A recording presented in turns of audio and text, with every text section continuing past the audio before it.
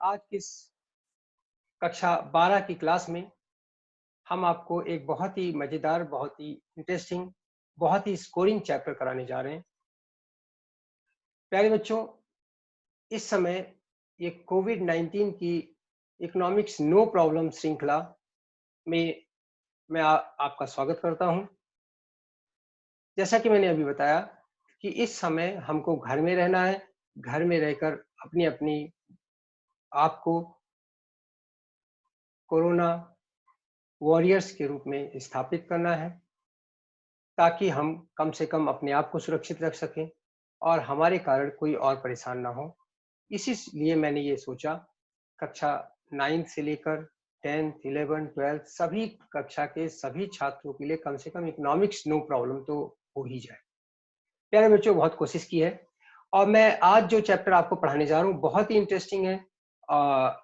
इसमें Keynesian analysis भी है, इसमें मल्टीप्लायर भी है, इसमें एग्रीगेट डिमांड, एग्रीगेट सप्लाई भी है, इसमें आपके ग्रेट डिप्रेशन पीरियड का जवाब भी है और आने वाले इस क्लास में मुझे लगता है कि आप लोग बहुत अच्छे से सुनेंगे। इसमें जो मटेरियल यूज़ किया गया वो मेरी खुद की किताब का है, इसलिए आपको किसी प्रकार की कोई समस्या नहीं हो सकती। प्यारे बच्चों, इस समय हम लोग ये जो श्रृंखला दे रहे हैं, फ्री फॉर एवरीवन है। कोविड-19 स्टडी फ्रॉम होम हमारा मोटो है। Economics no problem series for all the classes. इसमें हम आज ये जो चैप्टर दे रहे हैं कक्षा 12 के लिए दे रहे हैं, मैक्रो इकोनॉमिक्स से संबंधित है और आने वाले देखिए कितने मजेदार चीज। प्यारे बच्चों, जब हम theory of income and employment की बात करते हैं, रोजगार के सिद्धांत की हम बात करते हैं, तो सबसे पहले हमें क्लासिकल थ्योरी याद आती है। क्लासिकल थ्योरी के अनुसार production creates its own demand पहला नियम था, यानी उत्पादन अपनी मांग का सृजन स्वयं करता है। दूसरा नियम था लेसेस फेरे laces passer, don't stop let them या फ्री ट्रेड पॉलिसी। इसके जो जेबी से जॉन बुटस से नाम के अर्थशास्त्री थे, उन्होंने कहा कि जब हम उत्पादन करते हैं तो उससे एक तरफ वस्तुओं और सेवाओं की सप्लाई बढ़ती है, तो दूसरी तरफ लोगों के हाथ में पैसा जाता है, लोग उसकी डिमांड भी बढ़ाते हैं। प्यारे बच्चों, जेबी से के जो मार्केट के नियम है, मार्केट का सिद्धांत है, बाजार नियम जिसे हम कहते हैं, से का बाजार नियम, इस सिद्धांत के अनुसार अर्थव्यवस्था हमेशा पूर्ण रोजगार में रहती है। अभी अगर कभी कोई बेरोजगारी की स्थिति आती है तो वो बेरोजगारी क्षणिक होती है और जल्दी ही उस बेरोजगारी को दूर कर लिया जाता है, क्योंकि production creates its own demand, क्योंकि सप्लाई अपनी मांग का निर्धारण स्वयं करती है। Supply creates its own demand. प्यारे बच्चों, सप्लाई या production creates its own demand same चीज है। इसके अनुसार मॉडल पे काम किया गया और इस मॉडल पे काम करने के कारण हुआ ये कि सारे देशों में उत्पादन बढ़ाओ और बेरोजगारी दूर करो, उत्पादन बढ़ाओ बेरोजगारी दूर करो। इसके कारण 1929 में पूरा विश्व जो है मंदी की चपेट में आ गया। जब भी बेरोजगारी हुई, रोजगार बढ़ाने के लिए उत्पादन बढ़ाओ और बेरोजगारी को दूर करो। अगर इसको हम देखें तो बहुत ब्रीफ में मैंने आपको दे दिया है कि in their opinion saving is always equal to investment. बचत मतलब जितना हम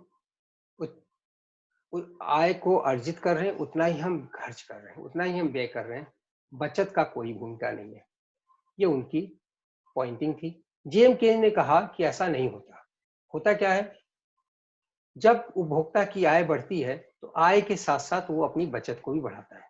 हमारी टेंडेंसी है 1000 रुपये अगर हमारी इनकम बढ़ती है तो उससे हम 900 रुपये खर्च करेंगे, 100 रुपये बचा लेंगे। तो ये जो 100 रुपये हमने बचा लिए हैं, क्या इससे भी मांग जनरेट हो रही है? नहीं हो रही है। कारण क्या है? 1929 में जब देखा गया कि एग्रीगेट डिमांड जो है वो एग्रीगेट सप्लाई से काफी कम हो गया, मतलब मांग कम होती चली गई, सप्लाई बढ़ती चली गई। सप्लाई बढ़ने के कारण थे इंडस्ट्रियलाइजेशन, इंडस्ट्रियल रिवॉल्यूशन।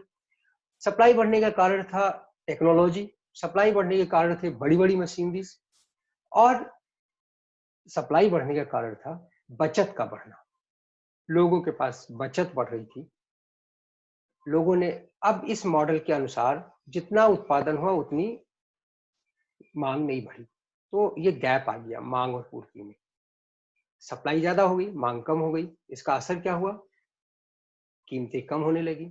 कीमतों के कम होने के कारण निश्चित है कि लाभ कम हुआ, और गोडाउन में अगर माल रखा हुआ है, कीमतें कम हो रही हैं, तो छटनी शुरू हो गई और लोगों को बेरोजगार करना शुरू कर दिया। जब बेरोजगार लोग शुरू हो गए होना, तो इसका असर क्या हुआ? जब बेरोजगार हो गए, आपकी आय कम हो गई, आपने डिमांड और कम कर दी। इस प्रकार आप देखेंगे कि production creates its own demand का जो लॉ है, उसके कारण आगे चल के, और इसमें दो चीजें थी। एक तो मैंने बताया कि सेविंग को इग्नोर कर दिया गया था। दूसरी बात, इन्होंने एक और चीज कहा था कि बचत का कोई महत्व नहीं है ना? तो इसके कारण भी मांग बढ़ी। इसके अलावा एक और चीज जो छिपी हुई थी वो ये थी, उत्पादन बढ़ रहा था, लेकिन वो लेबर एम्प्लॉयमेंट के कारण नहीं बढ़ रहा था, बल्कि वो कैपिटल इन्वेस्टमेंट के कारण बढ़ रहा था। इसलिए लोगों कैपिटलिस्ट की इनकम बढ़ रही थी, लेबर को इनकम नहीं मिल रही थी। और डिमांड जो आइटम्स की करते हैं, ज्यादातर कंज्यूमर्स करते हैं, लेबर क्लास करती है, और मास ऑफ द पीपल इसी कैटेगरी में बिलोंग करते हैं। प्यारे बच्चों, इसके आगे देखिए, इसके अंदर हमने सीधा लिखा है। अब जब केन्स ने क्या किया, केन्स ने उस मॉडल को क्रिटिसाइज किया, कहा कि इस मॉडल में कमियां हैं, और वास्तव में पूर्ण रोजगार की अवस्था एक आदर्श स्थिति होती है। हाँ, होता क्या है, अर्थव्यवस्था में हम प्रभावी मांग की भी बात कर सकते हैं, ऐसे संतुलन की बात कर सकते हैं जिसमें समग्र मांग समग्र पूर्ति के समान होगी।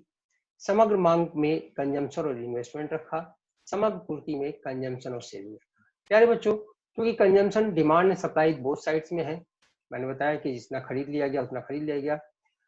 जो बची सेविंग है वो पूरा का पूरा इन्वेस्ट होनी चाहिए। अगर आपने उसको अपने तकिए में, अपने गद्दे में, अपने घर में रख लिया, तो वो इकोनॉमी में नहीं जाती, डिमांड उस रेशियो में नहीं बढ़ती। तो पहली बात तो ये कहा कि इफेक्टिव डिमांड हो सकती है, और ये इफेक्टिव डिमांड पूर्ण रोजगार से पहले भी हो सकती है, पूर्ण रोजगार के बाद भी हो सकती है। चेंज का ये मानना था। अब इसके बारे में अगर हम करें, एग्रीगेट डिमांड में कंजम्पशन फंक्शन आता है। कंजम्पशन फंक्शन में केन्ज ने बहुत ही खूबसूरती से इसे व्याख्या किया है। कंजम्पशन के लिए केन्ज ने कहा कि वास्तव में अगर देखा जाए तो कंजम्पशन के दो भाग हैं। एक ए है, ऑटोनोमस कंजम्पशन है, एक बी है, बी वाई है, जिससे उसने प्रेरित उपभोग कहा है, इंड्यूस्ड कंजम्पशन कहा है। ऑटोनोमस को स्वायत्त, बी वाई के प्रोडक्ट को इंड्यूस्ड, जिसे हम प्रेरित उपभोग व्यय कहते हैं। यहाँ पर आप देखेंगे बी जो है, b is the indicator of सीमांत उपभोग प्रवृत्ति। सीमांत उपभोग प्रवृत्ति is equal to delta c upon delta y, change in consumption to that of change in income. प्यारे बच्चों, इसमें एक और खासियत उसने बताई कि ए कांस्टेंट है, ए ऑटोनोमस है। ऑटोनोमस का मतलब क्या है, हमें अपनी बेसिक जरूरतों पे एक निश्चित राशि खर्च करनी ही होती है, चाहे हमारी इनकम शून्य हो जाए। कल्पना कीजिए कि इस महीने आपके पापा को जो इनकम मिला, वो इनकम आप किसी जेब कतरे ने काट लिया या गिर गई कहीं। अब क्या वो अपने खर्चे को भी रोक पाएंगे? महीने भर तो उन्हें खर्च करना है ना। तो बेसिक जरूरतों पे जो खर्च करना, वही राशि जो इनकम शून्य होने पर भी उठानी है, ऑटोनोमस कंजम्पशन है। इसका भी हम डायग्राम का के रूप में आगे चल के आपको व्याख्या करेंगे। बी जो उसने कहा, delta c upon delta y, b एक कॉशेंट है, एक मान है, एक स्थिरांक है, इसलिए ये भी स्थिर होता है। तो प्यारे बच्चों, C इज इक्वल टू क्या बचा? B y. ये भी स्थिर है, ये भी स्थिर है। तो इसका मतलब क्या हुआ, C और Y में डायरेक्ट संबंध है।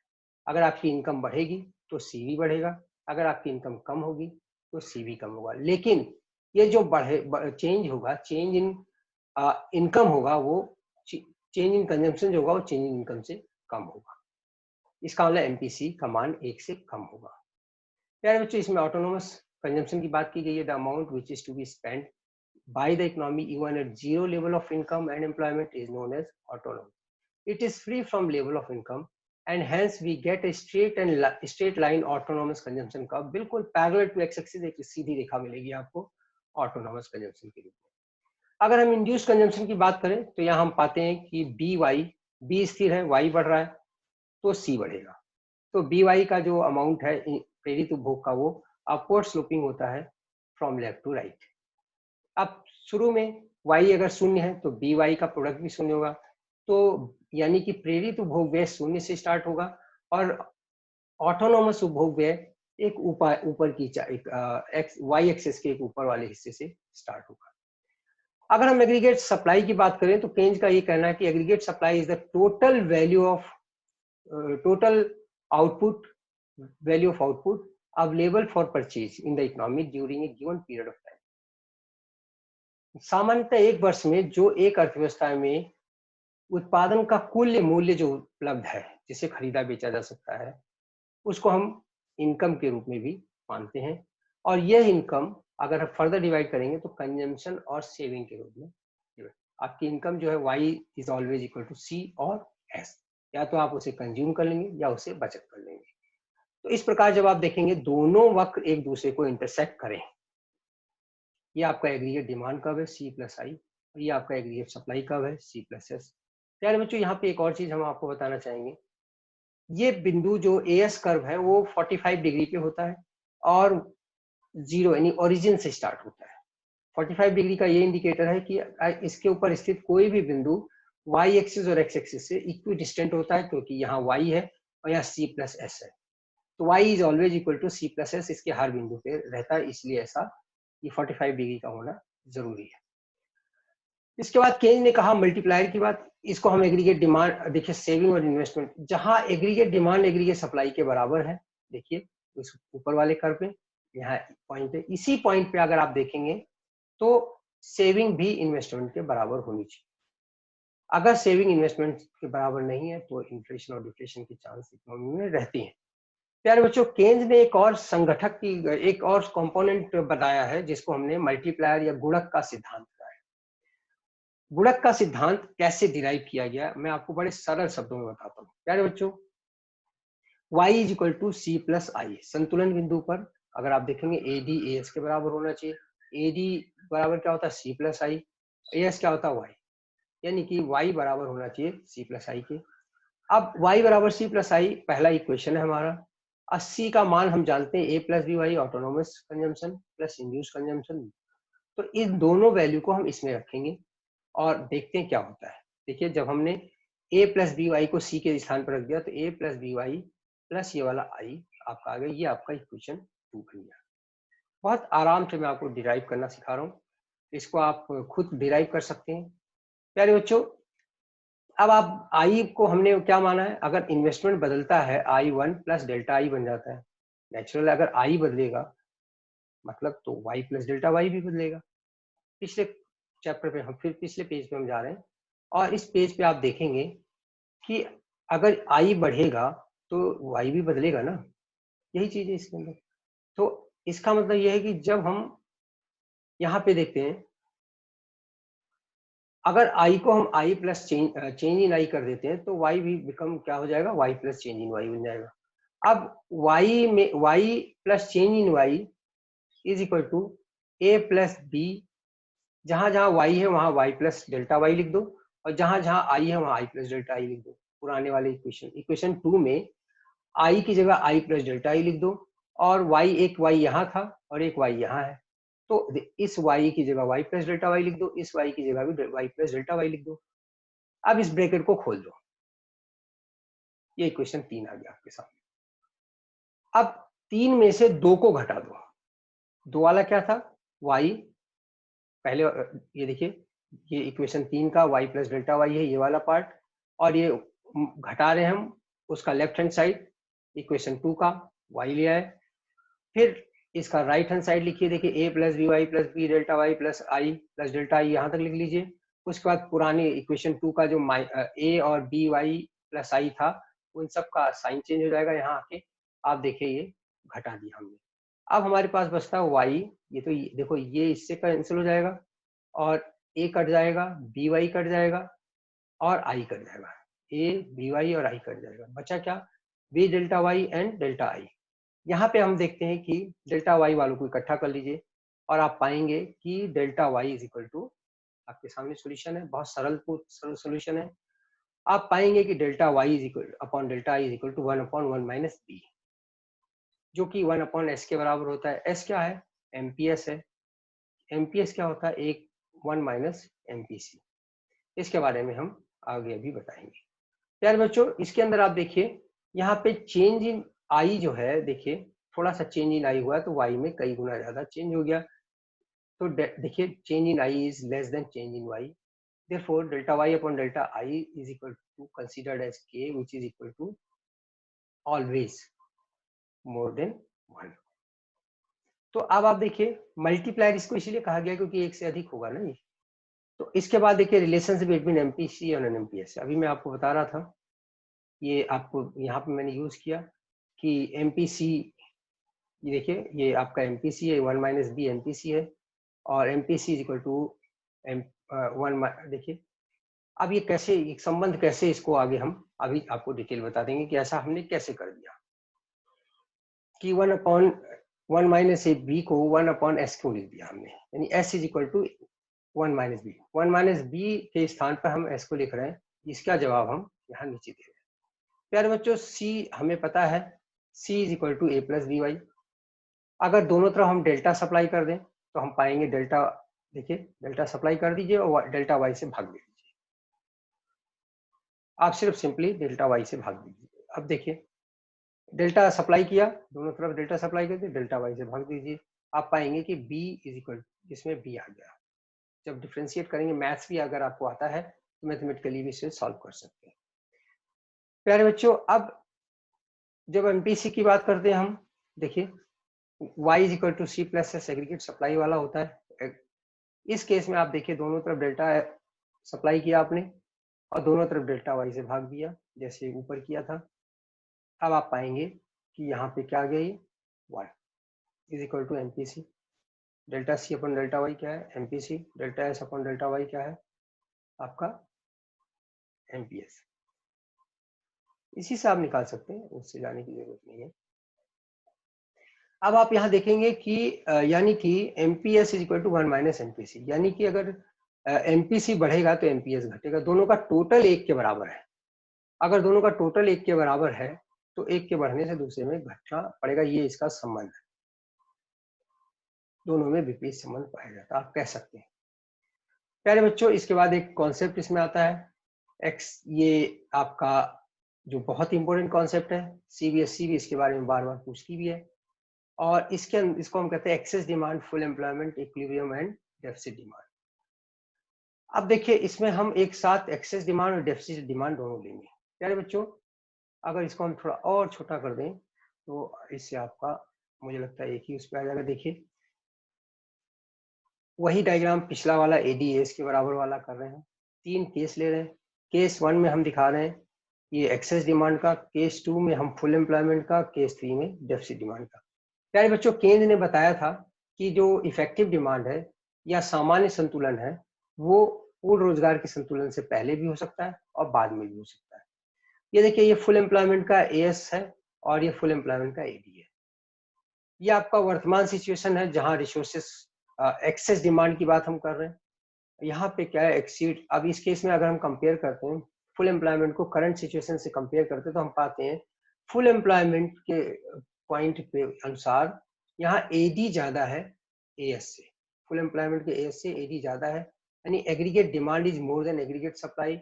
एग्रीगेट डिमांड अगर ज्यादा है तो एक्सेस डिमांड है, और एक्सेस डिमांड के केस में इकोनॉमी में इन्फ्लेशन होगा, इसलिए इस गैप को इन्फ्लेशनरी गैप भी कहा जाता है। प्यारे बच्चों, अगर हम नीचे जाएं तो नीचे आप देखते हैं कि उसी से हम जब फुल एम्प्लॉयमेंट से नीचे वाले को कर्व को कंपेयर करते हैं तो हम पाते हैं कि एग्रीगेट डिमांड कम है, एग्रीगेट सप्लाई ज्यादा है। तो एग्रीगेट डिमांड अगर वर्तमान में कम है एग्रीगेट सप्लाई, पूर्ण रोजगार के एग्रीगेट सप्लाई से, ऐसी स्थिति में एक्सेस सप्लाई है। एक्सेस सप्लाई का मतलब है डिफ्लेशनरी गैप में इकोनॉमी आएगी और डिफ्लेशन होते हुए इकोनॉमी इक्विलिब्रियम पे पहुंचेगी। इस तरह आप देखेंगे इसमें दोनों का दोनों डायग्राम आपके सामने है। प्यारे बच्चों, अब प्रश्न ये आता है कि हम इसको कैसे, इसका प्रभाव क्या होता है, डेफिसिट डिमांड का क्या प्रभाव पड़ता है, एक्सेस डिमांड का क्या प्रभाव पड़ता है, ये आपके सामने है। जब डिमांड डेफिसिट होगी, कम डिमांड होगी, यानी सप्लाई ज्यादा है डिमांड से, तो कीमतें डाउन होगी, प्रॉफिट डाउन होगा, आप देखेंगे प्रॉफिट डाउन होने से इन्वेस्टमेंट डाउन होगा, एम्प्लॉयमेंट डाउन होगा, इनकम डाउन होगा, परचेजिंग पावर डाउन होगा और कंजम्पशन डाउन होगा। इस तरीके से एडी और कम। जब एडी ज्यादा होगा उस केस में जस्ट देखिए सब इन्फ्लेट करेंगे, सब बढ़ेंगे, और अगर डेफिसिट डिमांड है तो सब चीजें घटेंगी। ये आप बेसिक याद रखेंगे तो मुझे लगता है आपको परेशानी नहीं होगी। Now the question is how we can check these imbalances from the economy. Imbalances को चेक करने के लिए हमारे पास दो मेजर्स टाइप के तीन टाइप के मेजर्स होते हैं। एक तो फिस्कल पॉलिसी होती है, मॉनेटरी पॉलिसी होती है एंड फॉरेन पॉलिसी होती है, फॉरेन ट्रेड पॉलिसी होती है। यार बच्चों फिस्कल पॉलिसी में हम कह सकते हैं एक्सपेंशनरी और कॉन्ट्रेक्शनरी, मतलब सरकारी खर्चे को बढ़ाना, सरकारी खर्चे को कम करना। मॉनेटरी पॉलिसी में cash reserve ratio, bank rate, repo rate, reserve repo rate, open market operation, changing the margin requirement, moral suasion, ये सब आते हैं। फॉरेन ट्रेड के बारे में आपको मतलब ये जो सारे मेजर्स हैं ये हम मनी नाम के एक चैप्टर में आगे बहुत डिटेल में, मनी एंड बैंकिंग, खास करके बैंकिंग में ये सारे टर्म्स हम बहुत डिटेल में आपको कराने वाले हैं यहाँ, इसलिए हम ब्रीफ में कराएंगे। Fiscal policy includes policy regarding income and expenditure of the government. Government expenditure is an important part of aggregate demand. Therefore, government expenditure and taxes raising policy play a very crucial role, very significant role in characterizing the excess demand and deficit demand. In order to check inflationary gap, government को खर्चा कम करना पड़ेगा। अगर deflation है economy में तो government को खर्चा बढ़ाना पड़ेगा। प्यारे बच्चों, गवर्नमेंट जब खर्चा बढ़ाती है तो लोगों के पास इनकम जाती है। गवर्नमेंट खर्चा बढ़ाती है अस्पतालों में, गवर्नमेंट खर्चा बढ़ाती है सिक्योरिटीज में, गवर्नमेंट खर्चा बढ़ाती है स्कूलिंग में, गवर्नमेंट खर्चा बढ़ाती है रोड्स में, ट्रांसपोर्टेशन सिस्टम में, एसेंशियल सर्विसेज में। जब गवर्नमेंट खर्चा बढ़ाती है तो वो जो अमाउंट खर्च कर रही है वो जनता के पास जाती है, जनता के पास पैसा जाता है और उस पैसे से वो डिफरेंट गुड्स एंड सर्विसेज की मांग बढ़ा देते हैं। तो इस तरीके से जब गवर्नमेंट एक्सपेंड करने की पॉलिसी उठाती है, ज्यादा खर्चा बढ़ाती है, तो उसके गवर्नमेंट अगर अपना खर्चा बढ़ाएगी तो निश्चित है उसका असर इकोनॉमी पे इन्फ्लेशनरी प्रेशर के रूप में पड़ेगा। प्यारे बच्चों, इसी तरीके से आप देखेंगे अगर गवर्नमेंट खर्चे को कम करने लगे तो क्या होगा। गवर्नमेंट अगर खर्चे को कम करे, टैक्स ज्यादा बढ़ाए, तो इसका जस्ट उल्टा होगा और डिफ्लेशनरी प्रेशर इकोनॉमी में जनरेट होगा। अब हम वन बाय वन इसमें सारा डिटेल मॉनेटरी पॉलिसी के बारे में बता रहे हैं। रेट ऑफ इंटरेस्ट, अगर देखिए रेट ऑफ इंटरेस्ट अगर बढ़ता है तो कॉस्ट ऑफ इन्वेस्टमेंट भी बढ़ेगा, इन्वेस्टमेंट डाउन होगा, एडी डाउन होगा और आप देखेंगे कीमतों में गिरावट की प्रवृत्ति पाई जाएगी। तो ब्याज की दर अगर घटा दिया जाए तो इसके लिए कॉस्ट ऑफ इन्वेस्टमेंट कम हो जाएगा, कॉस्ट ऑफ इन्वेस्टमेंट कम होने से इन्वेस्टमेंट ज्यादा होगा और एडी ज्यादा होगा, प्राइसेस बढ़ेंगे। तो प्यारे बच्चों, अगर हम change in cash reserve ratio की बात करें, कैश रिजर्व रेशियो क्या होता है? Cash reserve ratio is cash liquid form of money which every bank has to keep either with itself और विद आरबीआई। इसके बारे में बहुत डिटेल में हम अगले चैप्टर में पढ़ाने वाले हैं, इसलिए यहाँ पे हम आपको बताएं। अगर कैश रिजर्व रेशियो गवर्नमेंट बढ़ा देती है, आरबीआई बढ़ा देता है, तो लोन गिविंग कैपेसिटी बैंकों की कम हो जाती है, जिससे लोग इन्वेस्टमेंट कम करेंगे और एग्रीगेट डिमांड कम होगा। अगर कैश रिजर्व रेशियो कम होता है तो लोन गिविंग कैपेसिटी बैंकों की बढ़ जाती है, इससे इन्वेस्टमेंट बढ़ता है और एग्रीगेट डिमांड भी बढ़ता है। तो प्यारे बच्चों, अगर इन्फ्लेशन है इकोनॉमी में, इन्फ्लेशन है तो कैश रिजर्व रेशियो को बढ़ाना चाहिए। अगर इन्फ्लेशन को कम करना है तो कैश रिजर्व रेशियो बढ़ाना पड़ेगा। अब अभी देखिए इस समय क्या हो रहा है, कैश रिजर्व रेशियो गवर्नमेंट कम कर रही है ताकि लोगों को पैसा मिले, लोगों के पास फंड मिले, लोग ज्यादा खरीदारी कर सके, लोग एग्रीगेट डिमांड को बढ़ा सके। बैंक रेट और डिस्काउंट रेट की बात क्या होती है? The rate at which banks can take और deposit their surplus with RBI. इसको दो पार्ट में बांट दिया गया है, रेपो रेट और रिजर्व रेपो रेट। इसके बारे में डिटेल में हम पढ़ाएंगे। बहरहाल आप ये समझ लीजिए, अगर बैंक रेट बढ़ता है तो रेट ऑफ इंटरेस्ट भी बढ़ेगा, तो कॉस्ट ऑफ इन्वेस्टमेंट बढ़ेगा, इस तरीके से इकोनॉमी पे सारा असर पड़ेगा। ओपन मार्केट ऑपरेशन क्या होता है? ये प्रोसेस होता है जिसके अंदर RBI on behalf of government start selling और purchasing shares, equities of government issued companies. अब प्यारे बच्चों, ओपन मार्केट ऑपरेशन में क्या होता है? अगर गवर्नमेंट सेल ऑफ करती है सेल ऑफ सिक्योरिटीज करती है, तो इसका मतलब क्या होगा, लोगों का कैश गवर्नमेंट और आरबीआई के पास आ जाएगा, लोगों के हाथ में एक एक पेपर सर्टिफिकेट प्रमाण पत्र के रूप में आ जाएगी। दूसरी तरफ अगर गवर्नमेंट परचेज करती है, लाओ भाई दे दो हमें एनएससी जो हमने बेचा हुआ है, तो कैश का फ्लो होगा गवर्नमेंट या आरबीआई से पब्लिक के पास। अब अगर गवर्नमेंट का फ्लो, अगर flow of liquidity from RBI to public है तो इससे इन्फ्लेशन बढ़ेगा, अगर फ्रॉम पब्लिक टू आरबीआई है तो इन्फ्लेशन कम होगा। इस तरीके से आप इसमें नोट्स भी है, आप इसे देख सकते हैं। यार बच्चों, इसके बाद आप देखेंगे अगर कुछ और पॉइंट है, जैसे ये हमने बता दिया, changing the margin requirement. Margin requirement की अगर हम बात करें तो आप देखिए, जब आप लोन लेने जाते हैं तो वहाँ कहता है कि भाई आपकी गाड़ी का हम 90% फाइनेंस करेंगे, आपके घर का हम 80% फाइनेंस करेंगे, आप कोई और सामान लेते हैं तो हम 60% देंगे, बाकी 40 आपको अपनी तरफ से देना पड़ेगा। तो the amount which is to be deposited, which is to be collected by the investor from his own sources is known as margin requirement.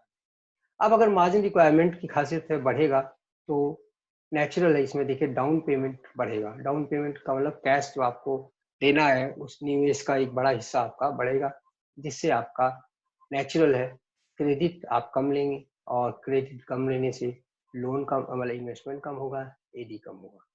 अगर मार्जिन रिक्वायरमेंट कम होता है तो इसके अंदर आप देखेंगे डाउन पेमेंट बढ़ेगा, क्रेडिट बढ़ेगा, इस तरीके से आपका इन्वेस्टमेंट बढ़ेगा, एडी। तो क्या करना है, मॉरल सॉशन क्या होता है, एक अपील होती है जो सेंट्रल बैंक करता है, आरबीआई करता है बैंकों से, आप ऐसा कीजिए, ऐसा ना कीजिए, इन क्षेत्रों के लिए थोड़ा महंगा दीजिए, इन क्षेत्रों को बढ़ाइए, किसानों को कर्जा दीजिए या ना दीजिए, या अल्कोहलिक इंडस्ट्रीज को कर्जा कम दीजिए, ये सब चीजें वो मॉरल शोषण थ्रू मीडिया, थ्रू एडवर्टाइजमेंट वो बैंकों को, या through circular, through internal memo government central bank भेजता रहता है, ताकि फंड का मैनेजमेंट होता रहे। इसके अलावा एनलार्जमेंट, इसके बाद इंपोर्ट और एक्सपोर्ट की अगर हम बात करते हैं तो नेचुरल है कि enlargement, import and export surplus, अगर आप एक्सपोर्ट बढ़ाएंगे तो उसका असर पड़ेगा, एग्रीगेट डिमांड का हिस्सा है, अगर इंपोर्ट बढ़ाएंगे तो एग्रीगेट सप्लाई का हिस्सा है, तो उसका असर उसी हिसाब से इंजेक्शन और लीकेजेस के बारे में जो हमने बताया था उसी तरीके से पड़ेगा।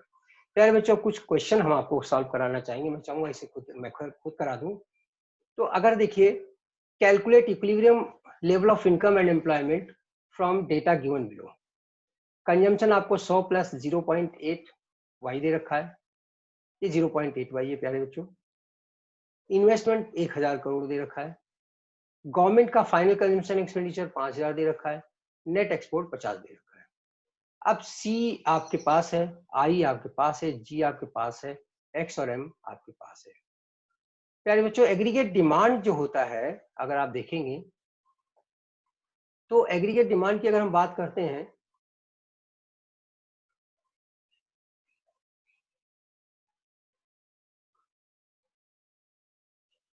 इसको हम सॉल्व करके दिखा दें आपको। देखिए, aggregate demand is equal to aggregate supply, संतुलन के लिए है। एग्रीगेट डिमांड एएस क्या होता है, सी के बराबर होता है। एडी में क्या होता है, सी आई जी एक्स, जो फाइनल डिमांड के कंपोनेंट है, जो मेजरमेंट ऑफ नेशनल इनकम के लिए मैंने बताया था आउटपुट मेथड, एक्सपेंडिचर मेथड में, वो सारे कंपोनेंट यहाँ आते हैं। तो एग्रीगेट डिमांड में जो कंपोनेंट है, कंजम्पशन है, इन्वेस्टमेंट है, गवर्नमेंट फाइनल कंजम्पशन एक्सपेंडिचर है, और नेट एक्सपोर्ट्स है। प्यारे बच्चों, इन वैल्यूज को हमने यहाँ रखा और सिंपली इन्हें हमने सॉल्व कर दिया। आप पाएंगे कि आपका संतुलित राष्ट्रीय आय आ गया है 4000। इसी तरीके से आप देखेंगे delta y upon delta i, Keynes के मल्टीप्लायर का मामला है, केनियन मल्टीप्लाई की वैल्यू आप इसमें निकाल सकते हैं। और अगर इन्वेस्टमेंट 50 करोड़ बढ़ता है तो यहाँ चेंज इन इन्वेस्टमेंट 50 करोड़ रख दीजिए और इसी फॉर्मूले में रख दीजिए। ये आपका पॉइंट 0.1 है, 8 है। अगर इसको आप सॉल्व कर लेंगे तो आप पाएंगे कि अगर गवर्नमेंट 50 करोड़ रुपया बढ़ाती है, खर्चा करती है, तो नेचुरल है कि उसका असर इकोनॉमी में पड़ने वाला है 250 करोड़ रुपए के बराबर। मैंने अभी बताया केनियन मल्टीप्लायर का मान delta y upon delta i is always equal to more than 1, is always more than 1, इसका इसीलिए मल्टीप्लायर कहा जाता है। प्यारे बच्चों, दूसरा क्वेश्चन भी आपके सामने मैं आपको चाहूंगा कि पहले वह क्वेश्चन नोट कर लें आप लोग, नहीं तो हम बहुत जल्दी में हमने कर दिया था। देखिए, ये मॉरल शोषण के बाद आपका यहाँ आता है क्वेश्चन नंबर 1, आपने नोट कर लिया। अब क्वेश्चन नंबर 2 भी आप नोट कर लीजिए। देखिए, C is equal to 200 plus 0.8y, I is equal to ₹100 crore, G is equal to ₹200 crore, X minus M is equal to ₹300 crore. और इसे आप नोट कर लीजिए, निकालना क्या है ये आपको बता दिया गया है। Investment changes by 50 crore rupees, will it affect equilibrium level of income and output, how much, ये आपको कैलकुलेट करना है। क्वेश्चन नंबर 3 आपके सामने है, नोट कर लीजिए। Question number 4, what is the value of MPC if MPS is given as 0.8। तो आपको पता है MPC plus MPS is equal to 1, MPC plus MPS is equal to 1, value रख दीजिए, अपने आप सॉल्व हो जाएगा। आप, ये बहुत आसान क्वेश्चन है, इसे आप सॉल्व कीजिए। क्वेश्चन नंबर 15 हो गए, देखिए यहाँ पे। इसके बाद आपको यहाँ पे सॉल्यूशन मिलता है। Solution to question number 1, solution to question number 2, solution to question number 3, और इस प्रकार से सारे के सारे क्वेश्चंस का सॉल्यूशन आपके सामने दिखाई पड़ेगा। देखिए, क्वेश्चन नंबर 4, क्वेश्चन नंबर 4 में MPC plus MPS equal to 1, यहाँ पे 0.2 रख दिया आपने, आपका एमपीसी 0.8 आ गया। बहुत सरल क्वेश्चन है, पेपर में पूछे जाते हैं, और इस तरीके से सॉल्व कीजिए। सॉल्व करने के बाद अगर कोई समस्या आए तो मुझसे पूछिए, आप मेरे कमेंट बॉक्स में भी आ सकते हैं।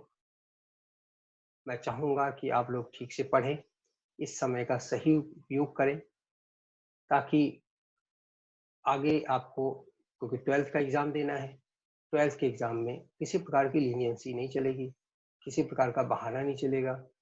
और इसके बाद देखिए, ये अनसॉल्व क्वेश्चन भी आपके सामने है, इसको भी आप करके देख लीजिए। 1 मार्क्स का है, 3 मार्क्स का है, 4 मार्क्स का है, जो इसके क्वेश्चंस आते हैं। न्यूमेरिकल भी देखिए दे रखे हैं। आप इन सारे क्वेश्चंस को नोट कर लीजिए, सॉल्व कीजिए, और सॉल्व करने के बाद कोई भी डाउट हो, इसका देखिए आंसर भी दे दिया हमने अनसॉल्व का, कोई भी डाउट हो तो आप मुझसे पूछ सकते हैं। प्यारे बच्चों, ये बहुत अच्छा समय है। इस समय आप सेल्फ स्टडी अगर करते हैं, मटेरियल आपके पास है, आप निश्चित है बहुत अच्छा स्कोर करेंगे, आपका भविष्य बहुत सुंदर होगा। और निश्चित है, मैं ये बात आपको बार बार इसलिए कह रहा हूँ क्योंकि हमेशा एडवर्सिटीज में ही अपॉर्चुनिटीज छिपी हुई होती है, एडवर्सिटीज में ही अपॉर्चुनिटीज छिपी हुई होती हैं। इस टैगलाइन के साथ मैं आज की क्लास को खत्म करता हूँ। धन्यवाद, thank you, have a nice day.